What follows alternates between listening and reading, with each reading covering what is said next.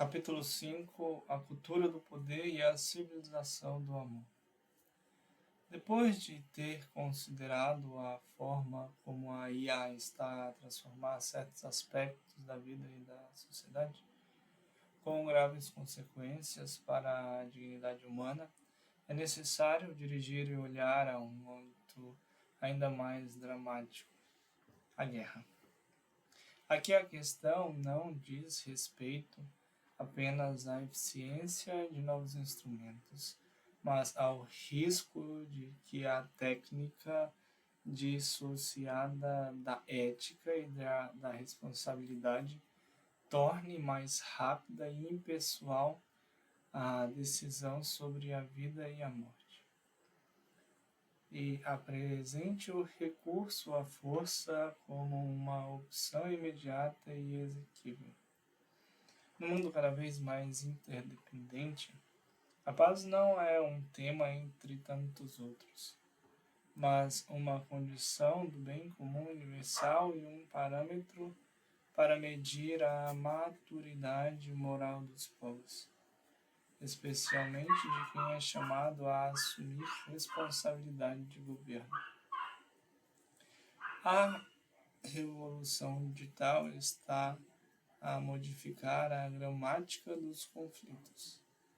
A guerra visível é acompanhada por formas híbridas, ataques cibernéticos, manipulação da informação, campanhas de influência, automatização de decisões estratégicas.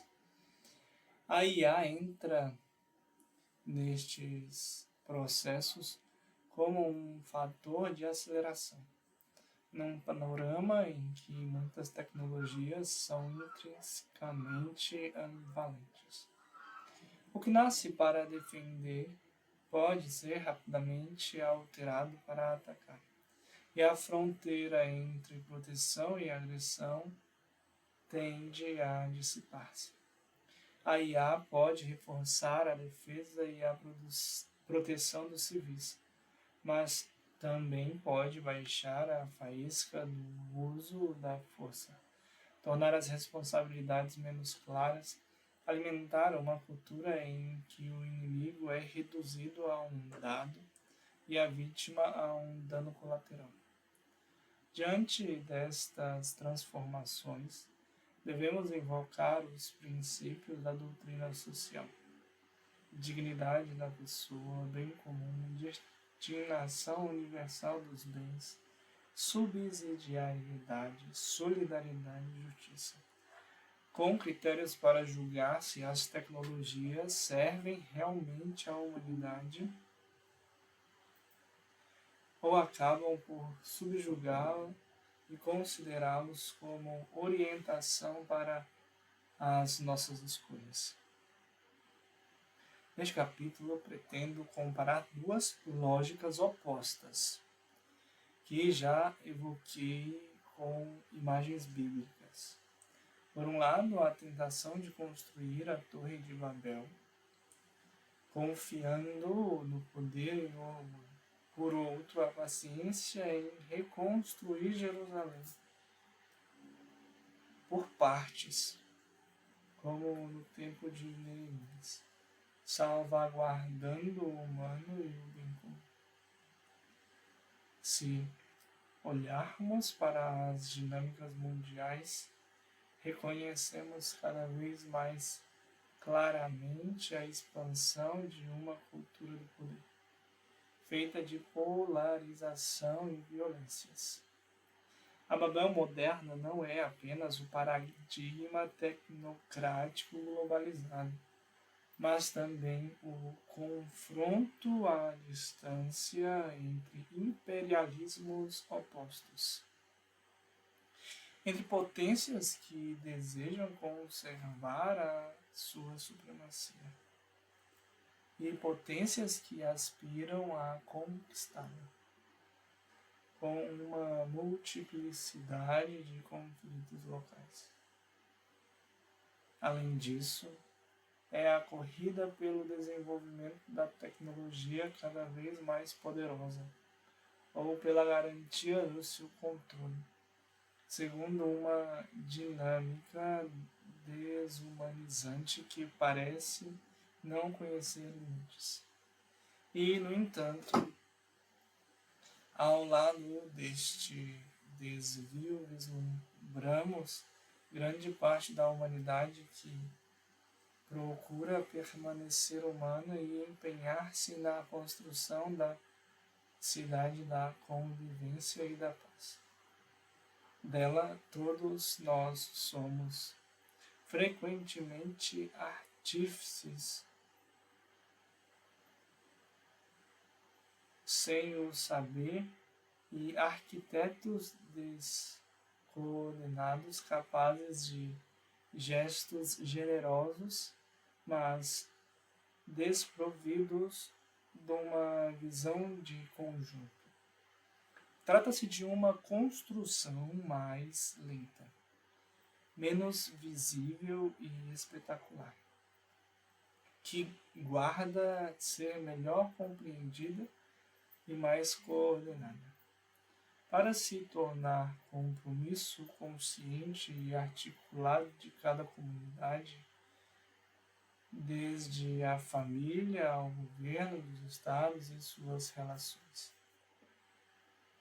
É a este horizonte de empenho, a este estaleiro de esperança, que damos o nome de civilização do amor.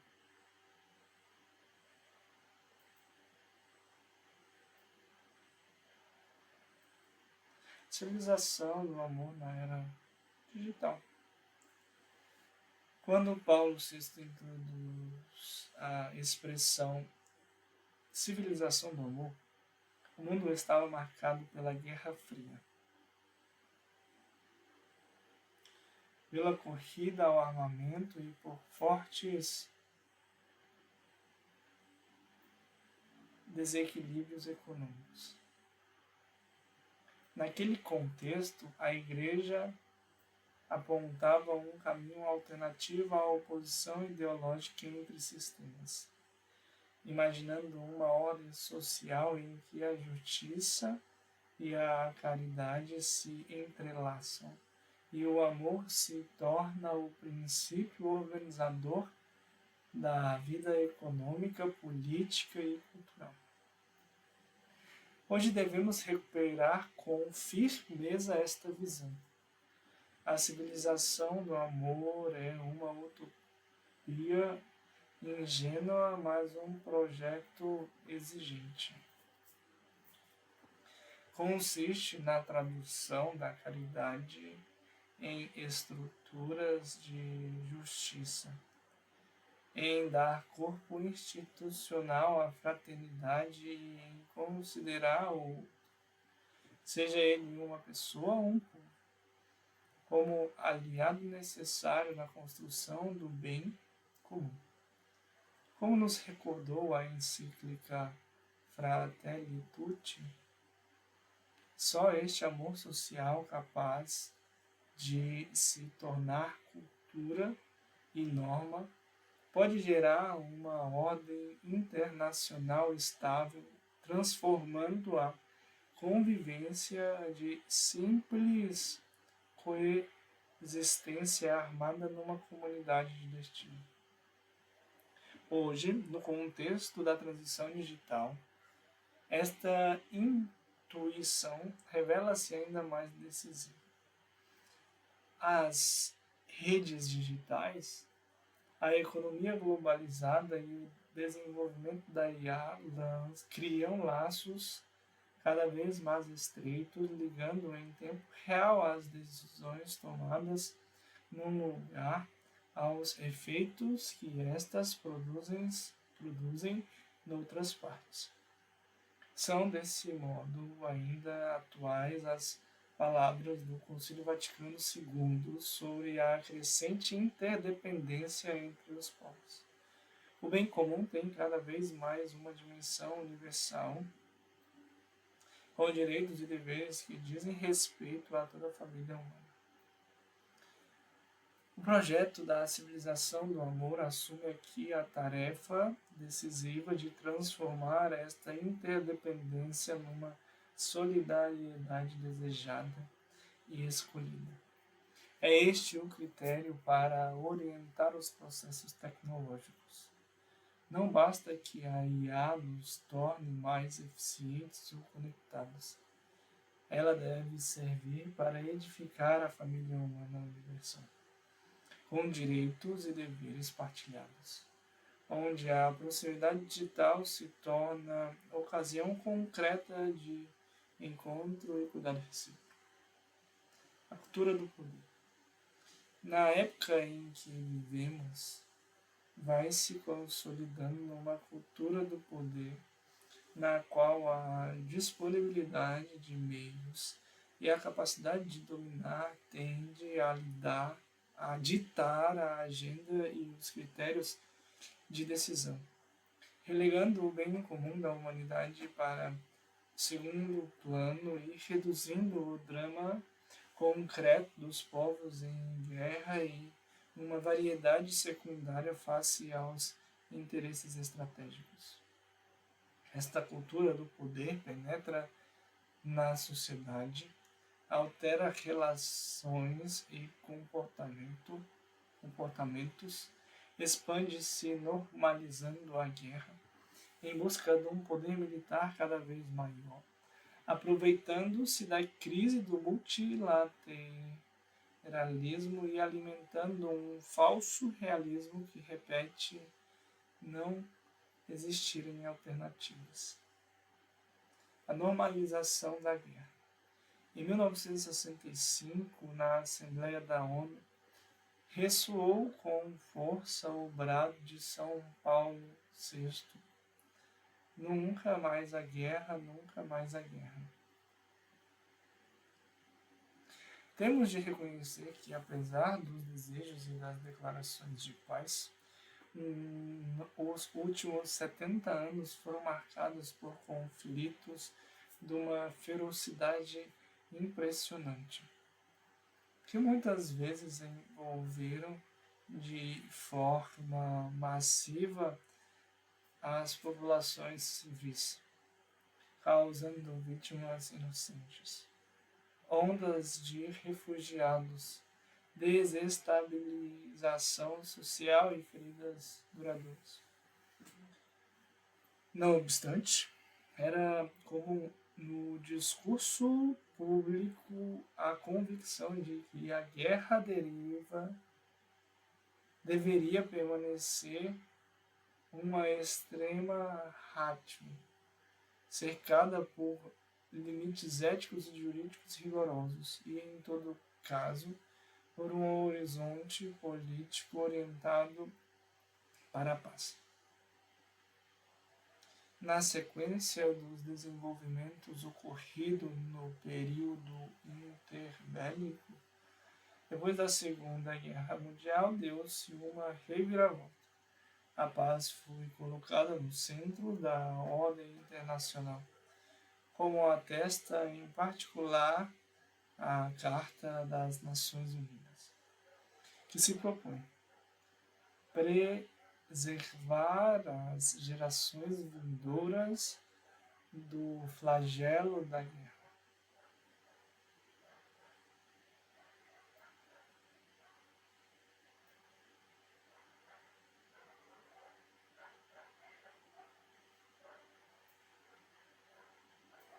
Muitas constituições nacionais, na mesma linha, tinham relegado o recurso às armas a casos extremos e rigorosamente delimitados.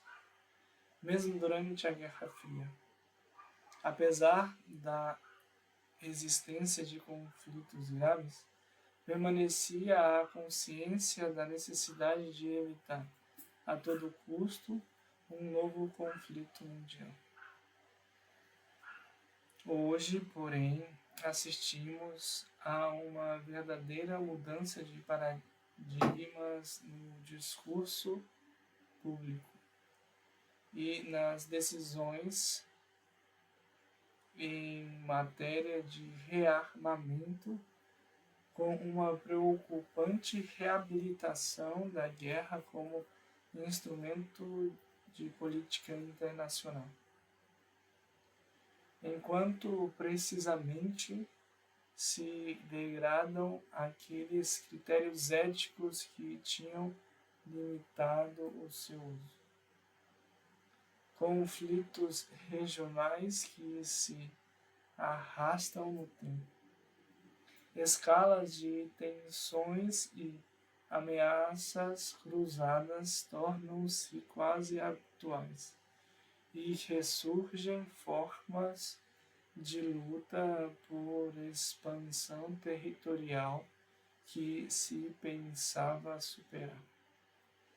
A opinião pública é progressivamente orientada e condicionada por narrativas midiáticas de polarização, amplificadas com frequência por algoritmos que valorizam o confronto e a oposição. Assistindo também a uma preocupante perda de memória histórica. O atenuar do testemunho direto de Shoah e das duas guerras mundiais facilita a reescrita seletiva ou distorcida do passado. Num clima em que as notícias falsas e as manipulações narrativas obscurecem as lições aprendidas. Sem uma memória viva dos horrores da guerra, as decisões políticas correm o risco de se tornarem com base em cálculos de força, desprovidos de uma visão das consequências a longo prazo. A tudo isso acresce um elemento novo e decisivo: a dimensão midiática e digital. As redes de comunicação, os ambientes informativos fragmentados e os algoritmos privilegiam o confronto,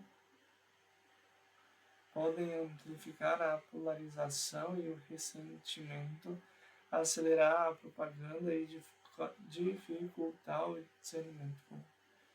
Assim, a guerra não é só combatida, mas também preparada culturalmente, através de narrativas simplistas, lógicas de amigo-inimigo, desinformação e medo.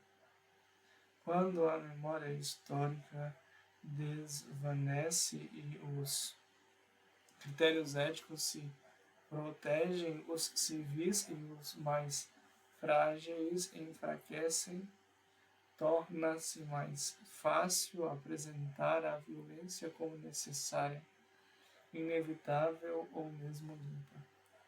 É neste clima que a humanidade se encontra a resvalar para a cultura violenta do poder, onde a paz já não aparece como uma tarefa a assumir, mas como um intervalo precário entre conflitos. Hoje, mais do que nunca, é importante reafirmar que foi superada a teoria da guerra justa, invocada com demasiada frequência para justificar qualquer guerra. Mantendo-se o direito à legítima defesa entendida no sentido mais estrito. Para enfrentar os conflitos, a humanidade dispõe de instrumentos muito mais eficazes e capazes de promover a vida humana, como o diálogo, a diplomacia e o perdão. O recurso à força, a violência e as armas testemunham uma pobreza relacional que tem sempre consequências desastrosas para populações civis. A força sem limites. Um elemento decisivo do panorama atual é o crescimento da indústria bélica, que se tornou um setor-chave da economia de alguns países.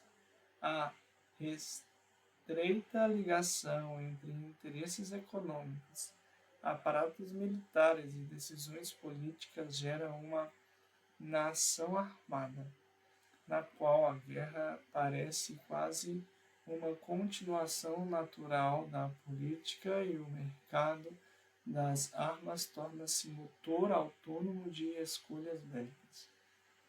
Não podemos ignorar os enormes interesses econômicos que estão por trás da guerra.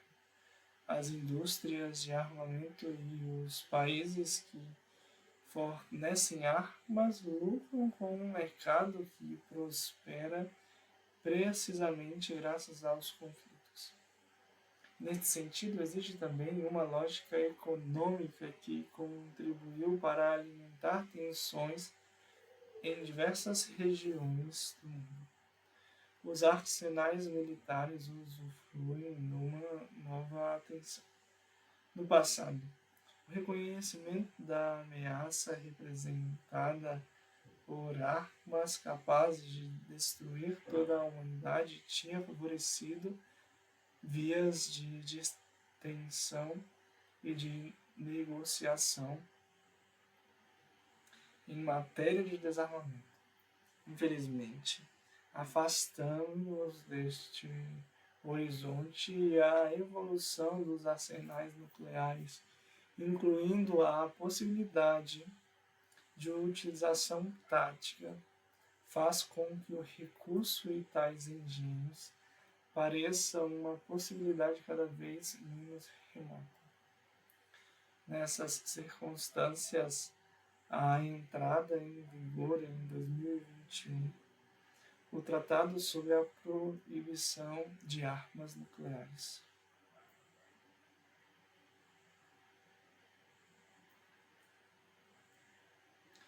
Apoiado por mais de 70 países, representa um sinal importante, mas corre o risco de permanecer em grande parte simbólico, uma vez que as principais potências nucleares não aderem ao mesmo.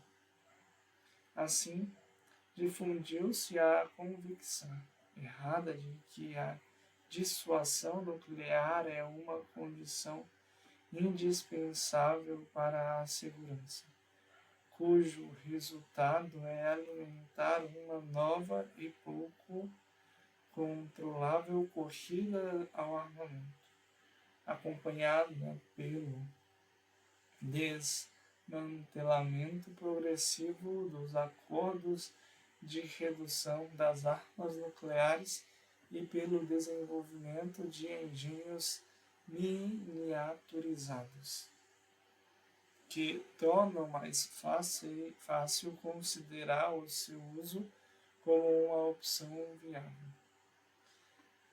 A mesma lógica verifica-se nos conflitos convencionais.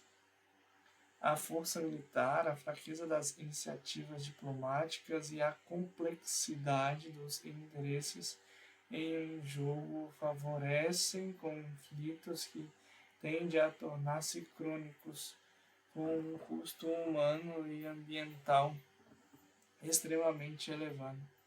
É muito mais fácil iniciar uma guerra do que terminá-la. E, no entanto, a reflexão sobre a prevenção de conflitos continua a ser dramaticamente marginalizada.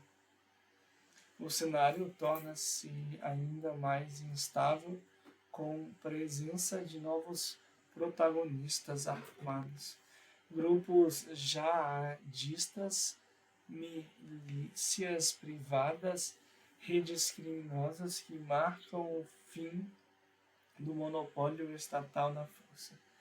Frequentemente, eles combinam vagas motivações ideológicas com interesses econômicos muito concretos, transformando a guerra num verdadeiro modo de viver para gerações inteiras de jovens e crianças.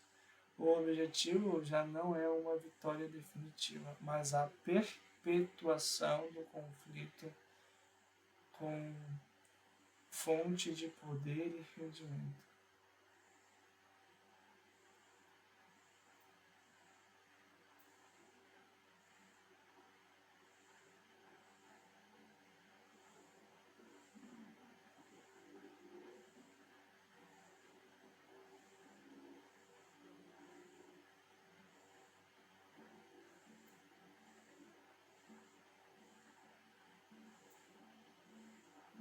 Armas e IA. A este cenário associa-se o desenvolvimento incessante dos sistemas de armas, em particular das armas relacionadas com a IA. A Santa Sé observou recentemente que a crescente facilidade com que os sistemas de armas com autonomia operativa podem ser utilizados torna a guerra mais viável e menos sujeita ao controle humano, contrariando o princípio de que o recurso à força armada deve ocorrer como última alternativa em caso de legítima defesa. Por isso, o desenvolvimento e a utilização da IA no campo bélico devem estar sujeitos aos mais rigorosos compromissos éticos no respeito pela dignidade humana e pela sacralidade da vida, evitando uma corrida ao armamento. Fala-se por vezes de agentes morais artificiais, como se uma máquina pudesse garantir com maior coerência do que um ser humano a distinção entre o bem e o mal. Ora, o juízo moral não se reduz a um cálculo. Implica consciência, responsabilidade pessoal e reconhecimento do outro como pessoa. Por isso não é ilícito confiar a sistemas artificiais decisões letais ou, de qualquer forma, irreversíveis. Não existe algoritmo que possa tornar a guerra moralmente aceitável.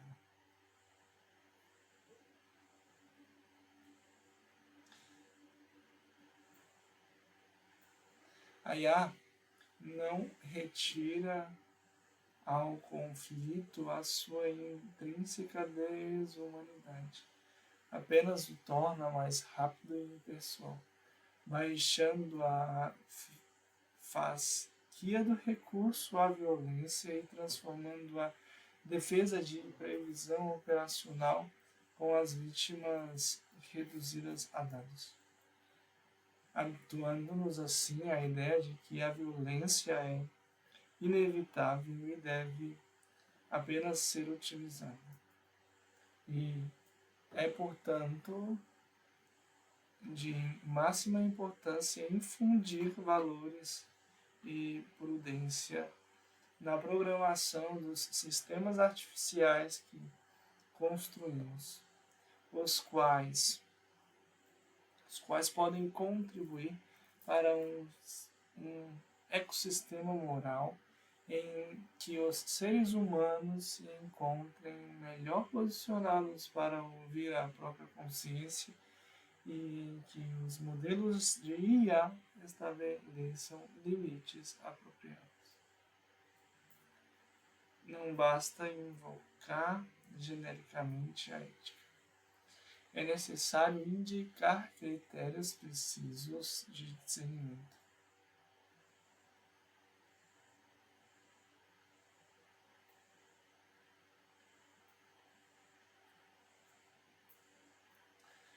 O primeiro diz respeito à responsabilidade pessoal.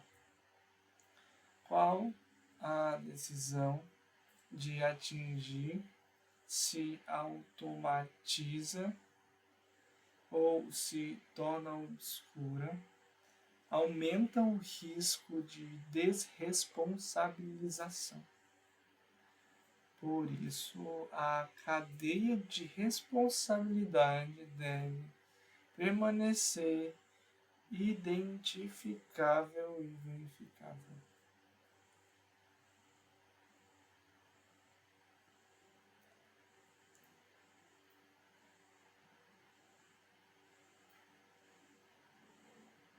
Quem projeta, quem treina, quem autoriza e quem utiliza deve poder prestar conta das suas escolhas. O segundo critério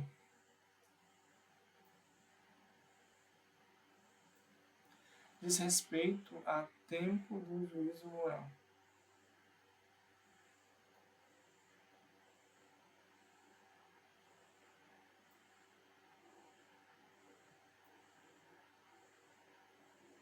A IA tende a cumprir os tempos de decisão, mas na guerra as decisões irreversíveis não pode ter como critérios supremos a rapidez e a eficiência.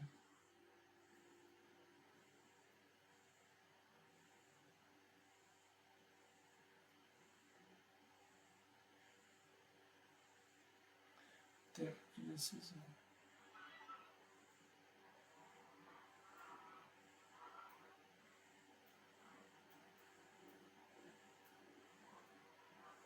Podem ter como critério supremo a rapidez e a eficiência.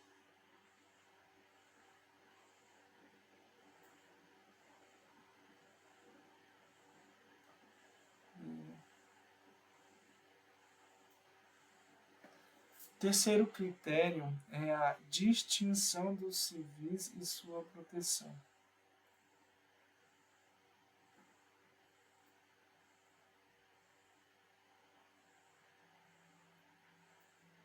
Toda a tecnologia que facilite atingir ser sem ver o rosto do outro reduz ao nível moral do conflito.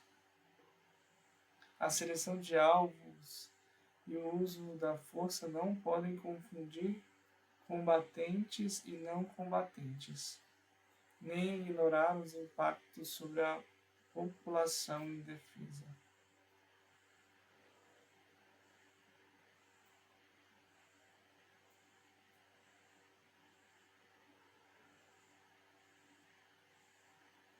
Facilmente atingir sem ver o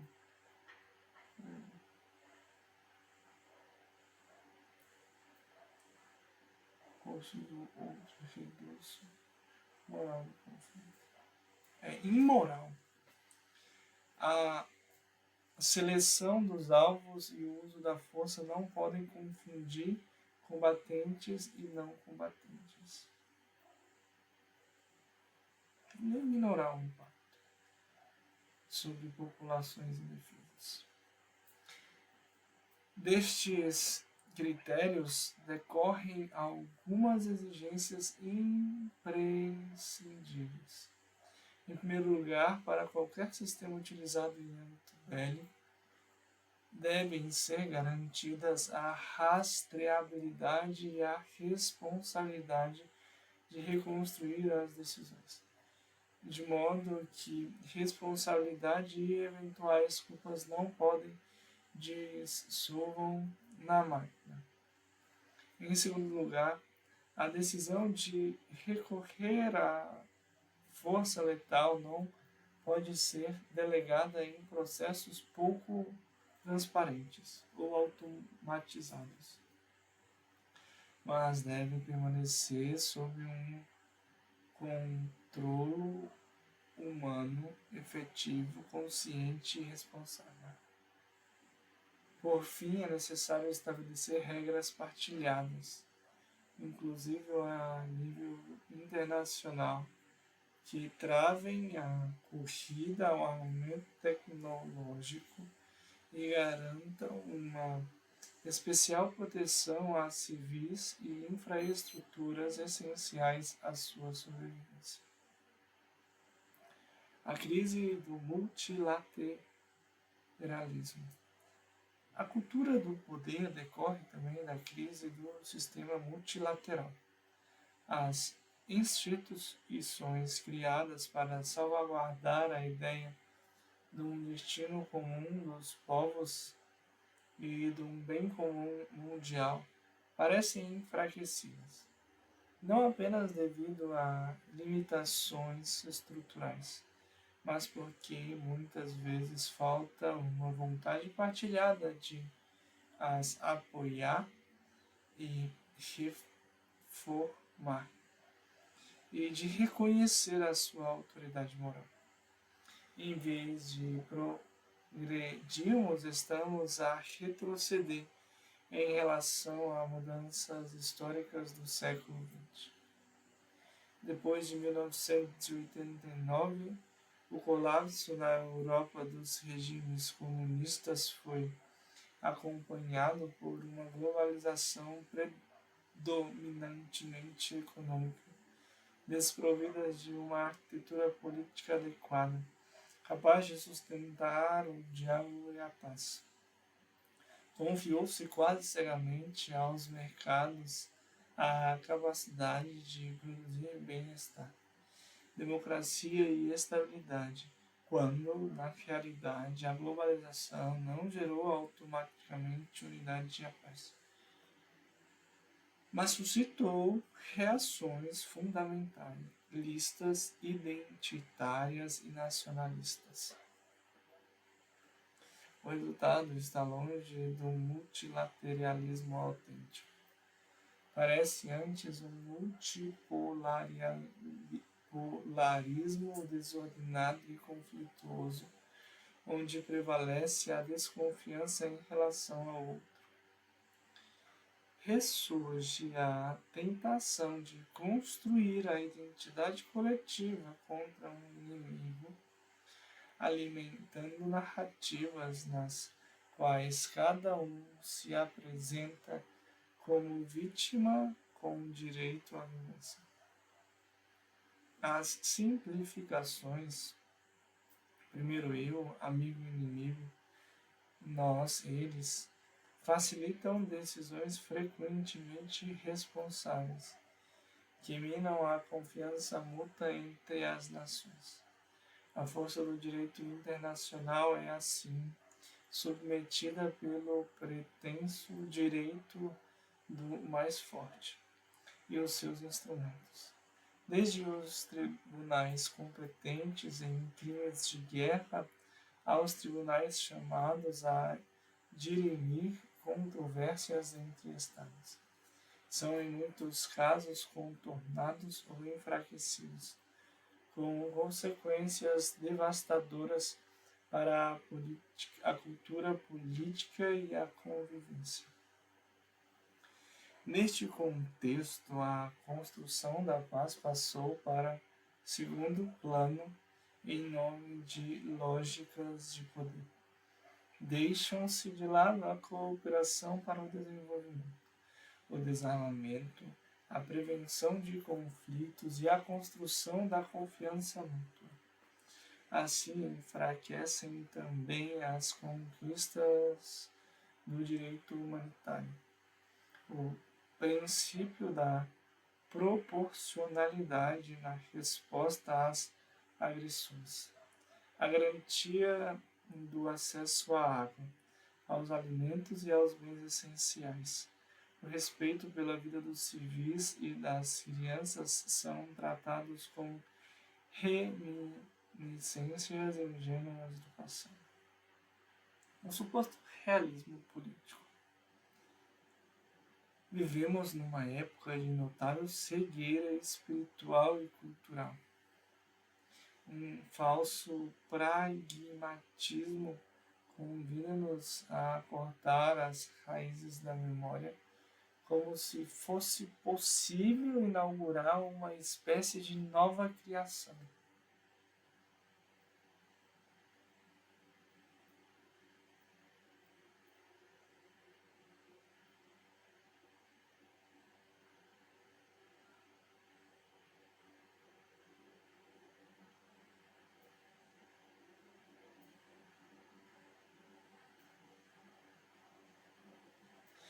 desliga do passado, mesmo quem invoca grandes princípios morais pode cair neste niilismo histórico,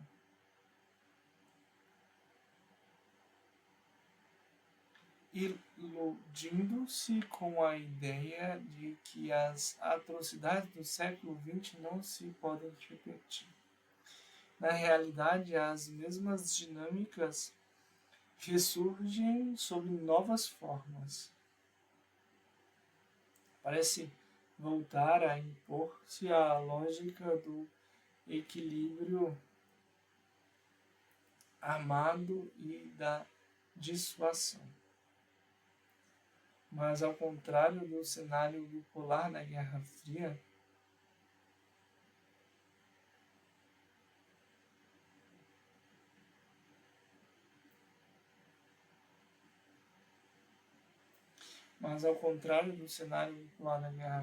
hoje a multiplicação dos protagonistas de frente a conflitos torna-se lógica cada vez mais frágil.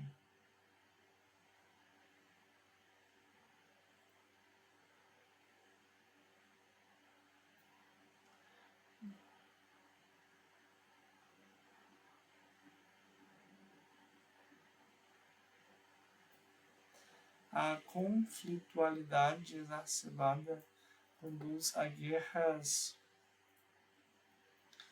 assimétricas e híbridas,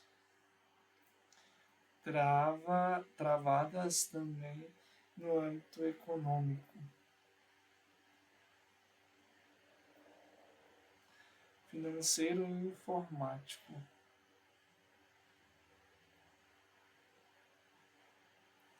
Com recurso à desinformação e com campanhas que alimentam o medo para influenciar a opinião pública.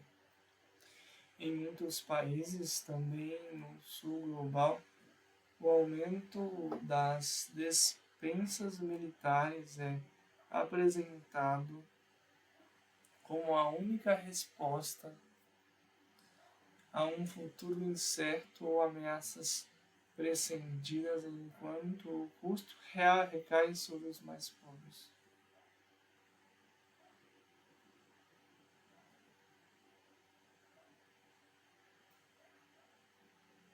Que assistem à redução dos recursos destinados à saúde, à instrução e a serviços sociais.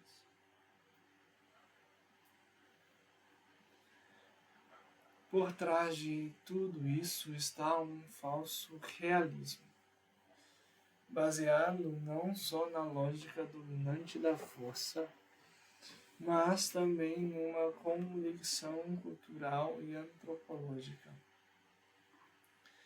como se a guerra fosse inevitavelmente parte da natureza humana.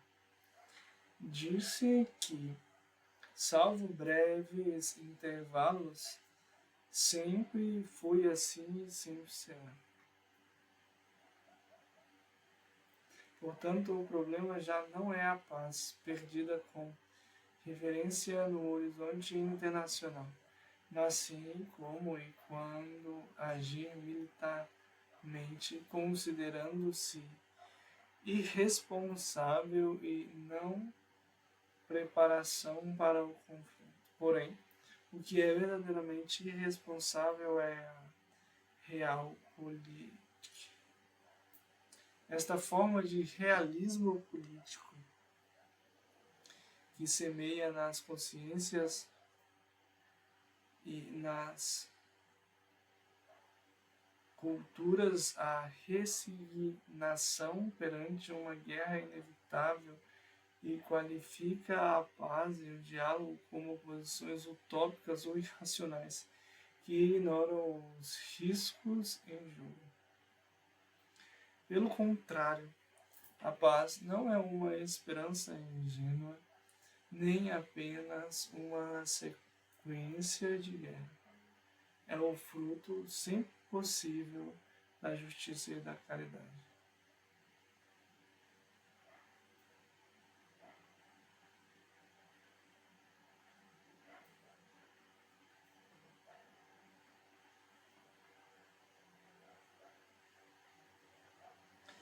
Neste clima, o niilismo e o pragmatismo acabam por entrelaçar-se e normalizar erros gravíssimos. Extremismos religiosos e fanatismos identitários aliam-se a um economicismo irracional. Enquanto a política recorre com facilidade à desinformação, à ridicularização do adversário e à construção sistemática de medos e ressentimentos. Assim, a diversidade do outro é cada vez mais vivida como uma ameaça, alimentando o desejo de posse, a vontade de domínio, as ambições hemogênicas, os abusos de poder e o medo da diferença, e preparando um terreno no qual novos conflitos podem amadurecer quase sem nos apercebermos. Este é um terreno fértil para novas guerras. Talvez ainda mais perigosa do que as do passado, pois tende a perder todo o limite ético. O que outrora era considerado inaceitável pode hoje ser posto em prática quase sem hesitação. Enquanto a reação internacional se adapta à convivência de cada governo, mais do que à gravidade objetiva dos acontecimentos. As decisões parecem guiadas quase exclusivamente por cálculos econômicos, defendidas através de ilusões mediáticas, eufóricas, artificiais e sons, que inevitavelmente se desvanecem, gerando frustração e nova violência. Quando nos persuadimos de que nada é verdadeiramente real e os princípios não passam de um embrulho vazio, o rastilho de novas exposições de intolerância e agressividade acende-se no coração das pessoas. Nesse contexto, a reivindicação de garantias contra novos atos de violência permanece em aberto. Quando uma cultura normaliza e justifica o conflito, abre-se uma deriva perigosa. O que hoje parece indispensável pode tornar-se amanhã aceitável por razão de utilidade ou segurança.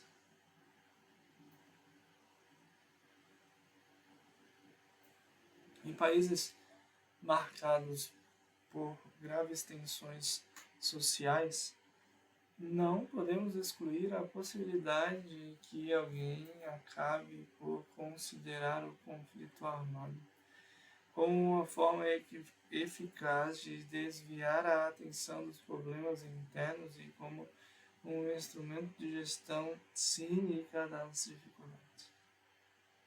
Uma responsabilidade particular recai sobre aqueles que atuam no mundo da pesquisa.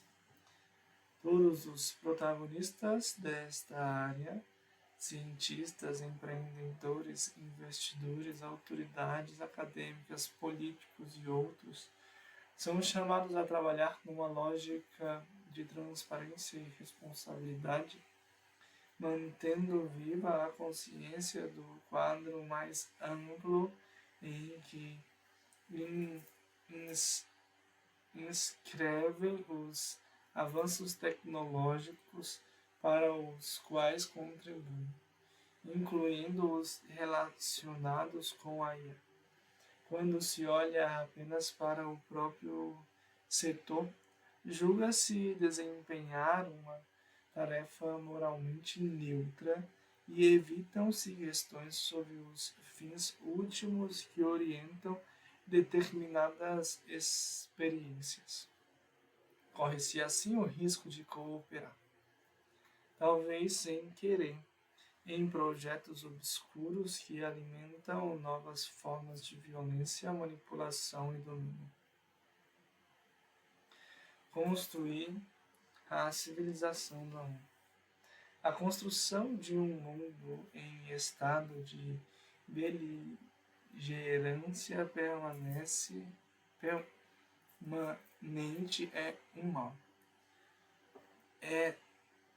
E deve ser chamado pelo seu nome. Esta forma de descrever a realidade em que vivemos pode parecer sombria ou péssima, mas considero tratar-se de uma denúncia necessária. A perspectiva cristã, porém, não se esgota de denunciar o mal. Contemplamos a história à luz do Cristo, do crucificado ressuscitado, a quem o Pai concedeu todo o poder no céu e na terra. Não interpretamos o presente como um destino fechado, mas como um campo aberto à conversão pessoal e coletiva. E acreditamos na força do reino, que se desenvolve a partir da pequenez de um grão de mostarda, como uma semente que, uma vez deitada à terra, germina e cresce. Enquanto nos rodeia o ruído da confusão, o bem cresce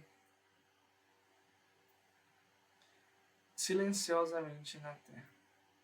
Escreve o profeta: vou realizar algo de novo que já está a aparecer. Não notais?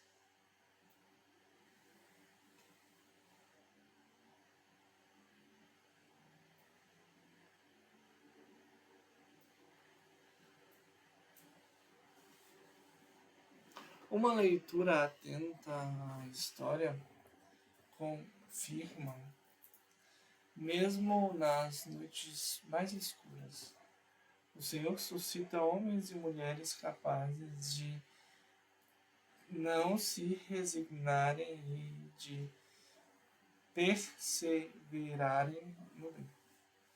Pessoas que protegem os mais fracos e abrem caminho para a reconciliação. A memória dos santos e dos justos, dos construtores da paz, muitas vezes esquecidos. Mostra que a graça não elimina o conflito como um gesto mágico, mas gera uma ativa resistência ao mal e uma surpreendente criatividade no bem. Os cristãos veem as trevas e chamam-na pelo nome, mas não ficam parados a contemplar-las. Conhecem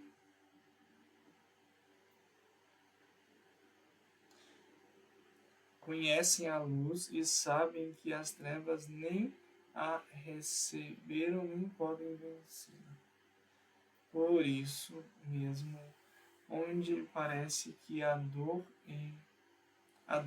tem a última palavra, servem o bem sustentados por uma esperança teologal que dá à realidade um horizonte, uma direção.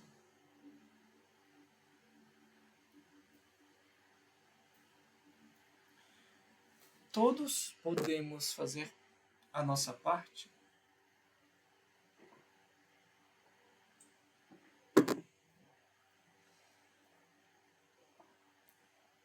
Todos podemos fazer a nossa parte. Neste ponto, porém, insinua-se uma sutil tentação. Pensar que os problemas são demasiados grandes e nós demasiados pequenos. E que, por isso, as nossas escolhas nada alteram. Trata-se de uma forma elegante de rendição, muitas vezes destinada de realismo. Claro, nem todos têm o mesmo poder de incidir sobre a realidade. Há também quem governe, quem decida sobre investimentos, quem dirija instituições, quem faça investigação, quem eduque, quem informe, quem produza, e há quem pareça apenas ter a sua vida cotidiana. No entanto, ninguém está isento da responsabilidade. Cada um dispõe de um próprio âmbito de ação. E é aí, e não no outro lugar, que é chamado a escolher entre alimentar a lógica da força, mesmo que apenas com a indiferença, ou o cinismo, a mentira, o ódio, ou zelar pela lógica da paz.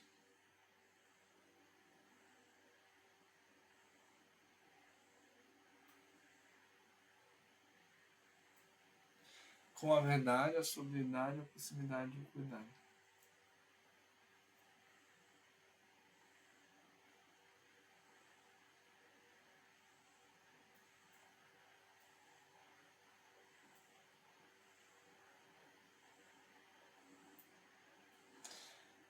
John Ronald Reuel Tolkien, um escritor católico do século XX, através das palavras de um protagonista do seu romance, descreveu assim a nossa responsabilidade.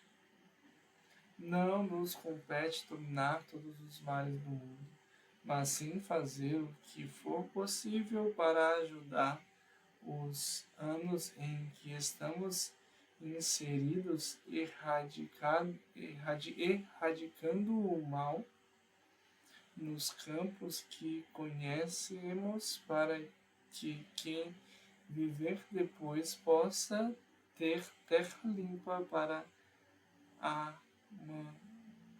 amanhar. A civilização do amor não nasce de um gesto único e espetacular, mas de uma soma de pequenas e tenazes fidelidades que travam a desumanização. Por isso, vale a pena deter-nos a refletir sobre alguns aspectos de como podemos, cada um no seu âmbito, colaborar na sua construção. Sem pretender esgotar o tema, proponho 5 pistas de responsabilidade cotidiana e pública: desarmar as palavras, construir a paz na justiça, assumir o olhar das vítimas, cultivar um saudável realismo, revitalizar o diálogo e o multilateralismo. Desarmar as palavras. O primeiro contributo que podemos dar para uma civilização mais humana é prestar atenção às nossas palavras. Desarmar as palavras e contribuiremos para desarmar a terra. O poder da palavra é enorme e experimentamos na comunicação cotidiana.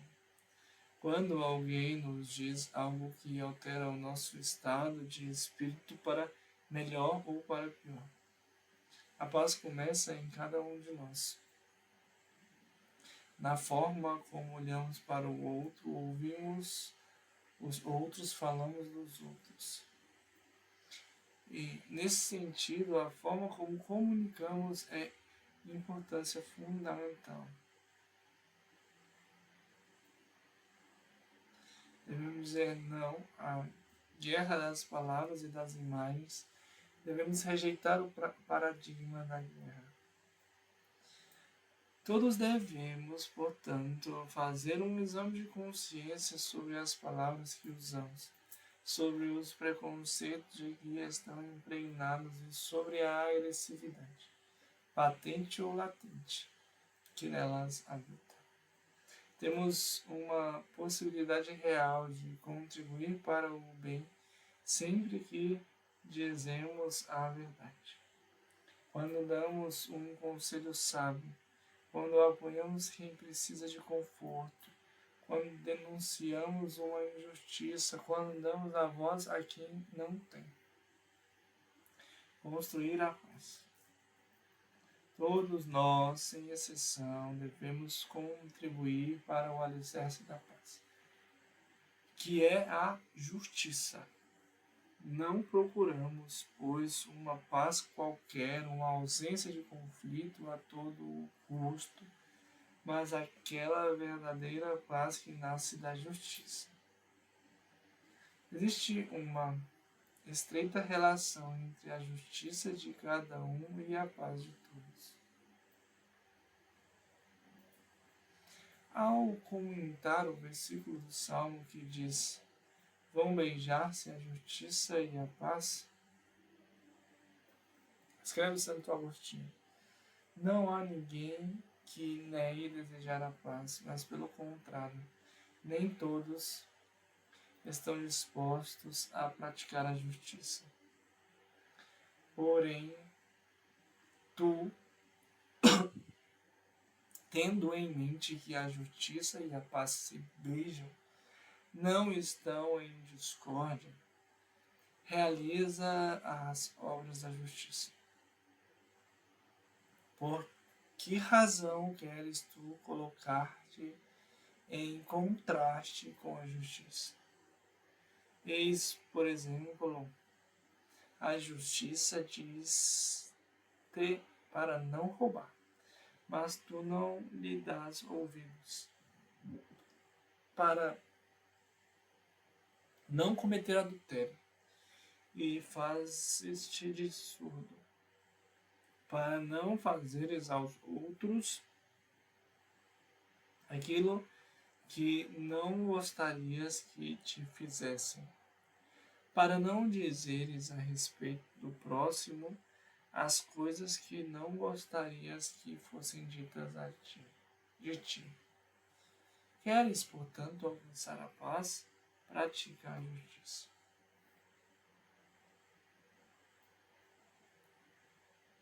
Assumir o olhar das vítimas. Há situações em que, para permanecermos humanos, temos de tomar as hesitações e tomar posições. Há conflitos nos quais não é justo permanecer neutros, nem é suficiente pensar. Não ser cúmplice.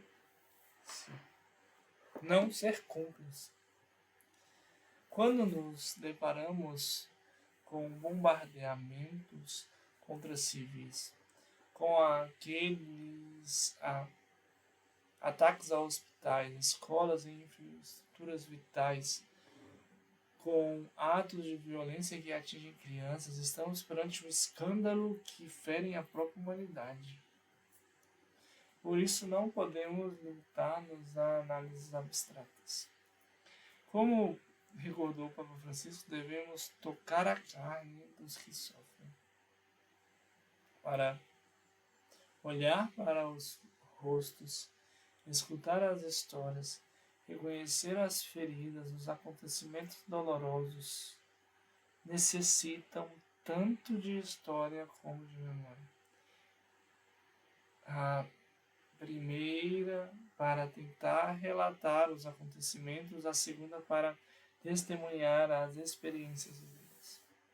Dar espaço na informação e na educação, ao olhar e à voz das vítimas ajuda verdadeiramente a tomar consciência do abismo do moral que a guerra encerra e, em geral, toda a violência, a não aceitar como normal a lógica do conflito, a não desviar o olhar quando ocorre uma violação da dignidade humana e a desenvolver as pessoas afetadas a dignidade de serem reconhecidas e escutadas. A atenção a estas vozes alimenta a convicção de que, para além de minorias violentas, a humanidade não deseja a guerra. A Igreja pode ser, de modo especial, um lugar de memória viva das vítimas, como recordava São Paulo VI. Ela sente que deve fazer sua simultaneamente a voz dos mortos das guerras passadas e a voz dos vivos que delas ainda levam as feridas, para que o seu clamor se torne apelo à paz e à concórdia e não prelúdio para novos conflitos. Cultivar um saudável realismo. Precisamos de um saudável realismo que evite tanto o idealismo político como o cinismo. Existe realmente um idealismo que, para salvar a sua visão do mundo, seleciona os acontecimentos, distorce-os, nomeia-os de novo e acaba por se envolver com uma realidade construída à medida das próprias convicções. Existe, por outro lado, também um realismo degradado que confunde constatação com resignação, uma vez que a força prevalece. Chega à conclusão que deve predominar. O realismo autêntico não renuncia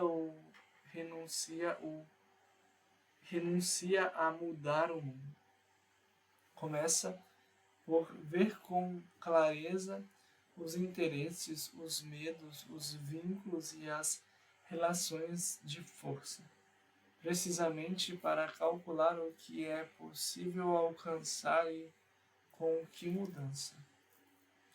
Não reduz a política à moralidade, mas também não a entrega à violência. Procura soluções viáveis para que a paz seja mais do que uma palavra, ou seja, instituições credíveis, garantias verificáveis, negociações pacientes, prevenção de conflitos e proteção dos civis. Revitalizar o diálogo. Para construir a civilização do amor, devemos praticar o diálogo. Ele é o principal instrumento da convivência entre as pessoas e entre os povos, sendo alternativa ao conflito aberto. Já o recordava Pio XII, na véspera da Segunda Guerra Mundial, quando afirmava que com a paz nada se perde, enquanto com a guerra tudo pode ser perdido, e que os homens devem voltar a dialogar, pois um debate sincero e perseverante abre sempre a possibilidade de uma solução honrosa.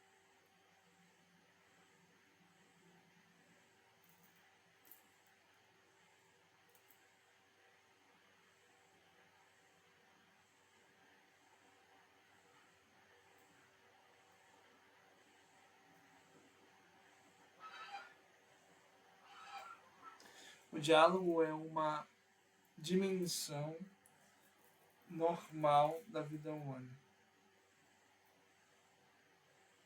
e diz respeito apenas às relações entre os estados. Trata-se de adquirir uma atitude que permita construir laços de fraternidade, feitos de escuta, de olhares sinceros, de tempo dado e até mesmo de tempo perdido juntos. Pois, se fizermos a experiência do encontro autêntico com o outro, com quem é diferente, com o estrangeiro, com migrante torna-se muito mais difícil até imaginar a guerra. A nível político, é urgente passar da cultura do poder para uma autêntica cultura da negociação.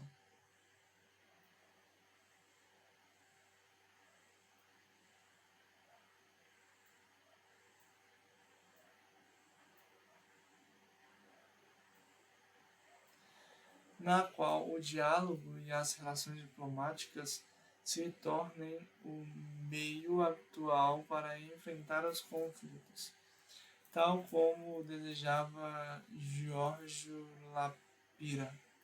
O método da guerra terá de ser substituído pelo método da paz. O método das negociações, do encontro, da convergência, ou seja, um método autenticamente humano. A consciência de um destino comum dos povos exige que a cultura das negociações se torne cada vez mais um compromisso partilhado, político e cultural capaz de afastar gradualmente a humanidade da espiral da violência.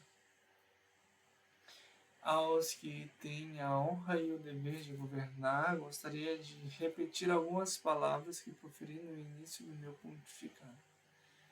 Os povos querem a paz e eu, com o coração nas mãos, digo aos responsáveis dos povos: encontrem-nos, dialoguemos, negociemos. A guerra nunca é inevitável. As armas podem e devem ser silenciadas, pois não resolvem os problemas, mas só os aumentam. Pois ficará na história quem semeia a paz, não quem ceifa vítimas, pois os outros não são, sobretudo, inimigos, mas seres humanos. Não vilões a odiar, mas pessoas com quem falar. Rejeitemos as visões maniqueístas típicas das narrações violentas que dividem o mundo entre bons e maus. Ao rejeitar a lógica da violência, o diálogo entre as relações desempenha um papel decisivo, pois no centro dos grandes caminhos espirituais encontra-se uma mensagem de paz. Quem, para legitimar o terrorismo, a violência ou a guerra, usa o nome de Deus, trai a sua imagem.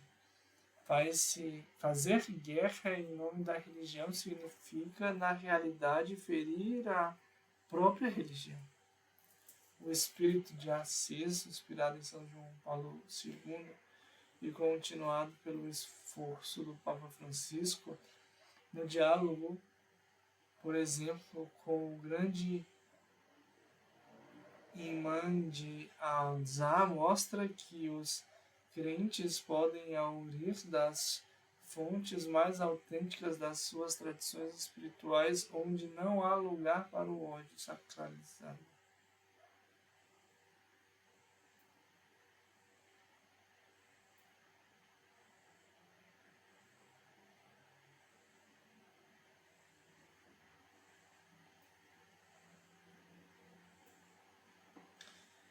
A necessidade da diplomacia e do multilateralismo.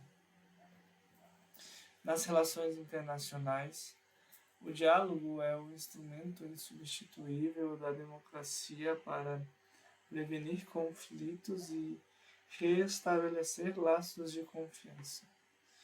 Contra as comunicações impulsivas, as retóricas agressivas e as lógicas de poder que marcam o nosso tempo, a vocação da diplomacia é favorecer o diálogo entre todos, incluindo os interlocutores considerados mais incômodos ou que não se considerariam legitimados para negociar.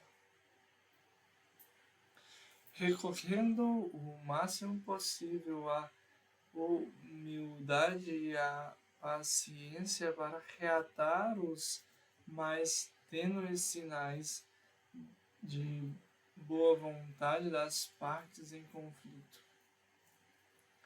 de modo a iniciar uma pacificação. O cyberespaço também se tornou um campo de batalha. Ataques informáticos, manipulação de dados e campanhas de influência orquestradas com a ajuda da IA podem desestabilizar países inteiros, antes mesmo de se chegar a um aberto confronto armado. Além disso, neste âmbito, a atribuição de responsabilidade é frequentemente incerta.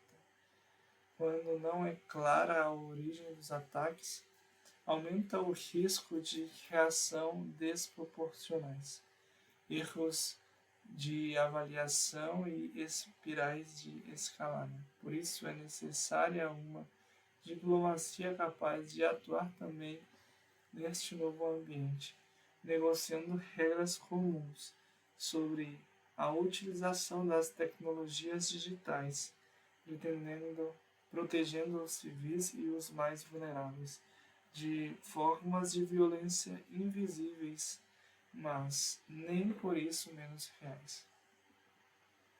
As organizações internacionais, em particular a ONU, continuam a ser instrumentos essenciais para promover uma civilização do amor, possibilitando o diálogo entre as nações, a resolução pacífica dos conflitos, o desenvolvimento integral dos povos, a proteção das pessoas mais vulneráveis, o desarmamento e o cuidado da criação.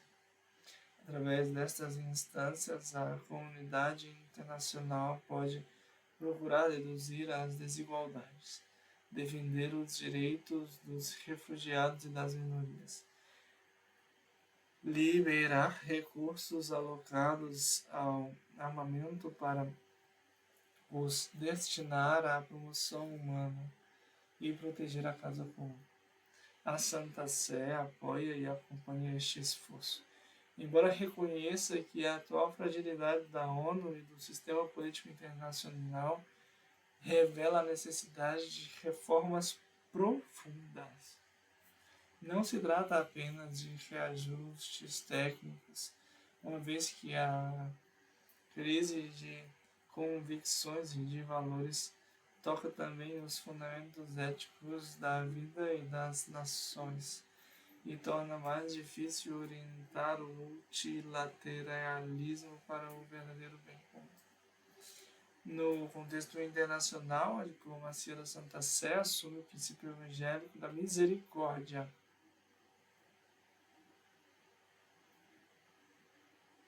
como critério concreto da ação política. É uma das formas através das quais a Santa Sé se coloca a serviço da humanidade. Chamando as consciências para a caridade e a verdade, defendendo a dignidade de cada pessoa, tornando-se voz dos pobres, dos migrantes e das vítimas das guerras.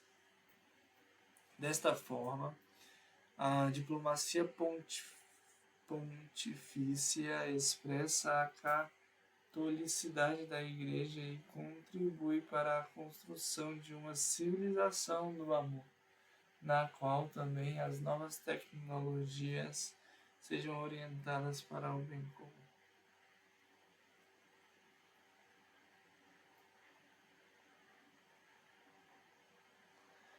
Rezar e ter esperança.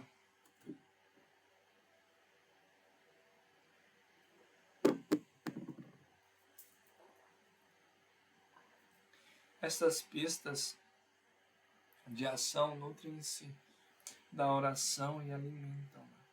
Com efeito, para nós, a paz vem de Deus, do Deus que nos ama e dos incondicionalmente. É um dom entregue por Jesus aos seus discípulos no dia da Páscoa. A paz esteja convosco. Esta é a paz de Cristo ressuscitado, uma paz desarmada e uma paz que desarma, que é humilde e perseverante. Com estas palavras, saudei a Igreja e o mundo no dia da minha eleição para o sólio de Pedro, e desejo repeti-la convidando todos a pedir este dom. Não nos cansemos de rezar pela paz e de nos empenharmos para a concretizar nas nossas relações e na sociedade. Conclusão.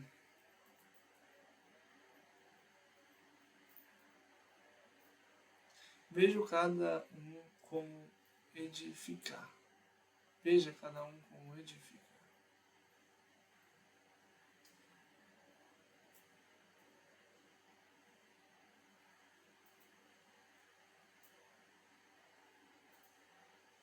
São palavras de São Pedro que exorta os coríntios de Corinto a guardar a unidade. Queridos irmãos e irmãs, interroguemos-nos sobre o mundo que estamos a construir, perguntando-nos o que significa salvaguardar a pessoa humana na era da inteligência artificial. No fim deste percurso, desejo entregar-vos um itinerário da vida cristã sóbrio e exigente,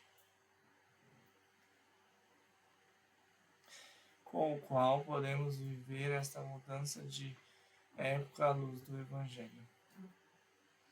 É um caminho que nasce da contemplação do desígnio de Deus, vive a unidade eclesial alimentando-se da palavra e da Eucaristia, edifica o mundo no bem e reza com a Virgem Maria.